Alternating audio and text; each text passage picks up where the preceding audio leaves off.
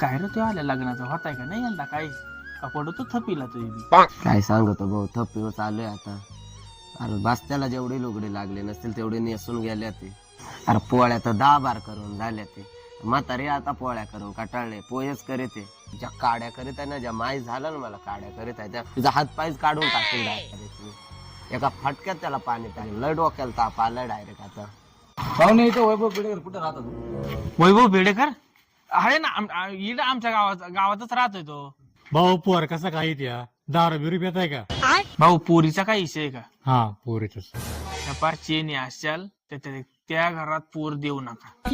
तुम्ही जर चांगली माणसं वाटत आहे तुम्हाला पोर त्या घरात अजिबात देऊ नका. लय बेकार लोका द्या. भाऊ काय नादी बिदी काय त्या पोर? भाऊ नादाचा तर विचारूच नको भाऊ.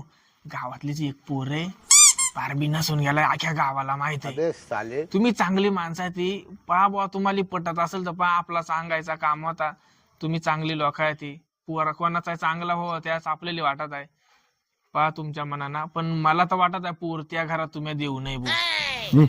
चला मग जाऊ आता जाऊ गेलो निघून इथूनच. चला चला मग पाहुणे चला तुम्ही चांगलं सांगितलं फक्त कोणाला काही सांगू नका. आम्ही येऊ का मग पाहुणे?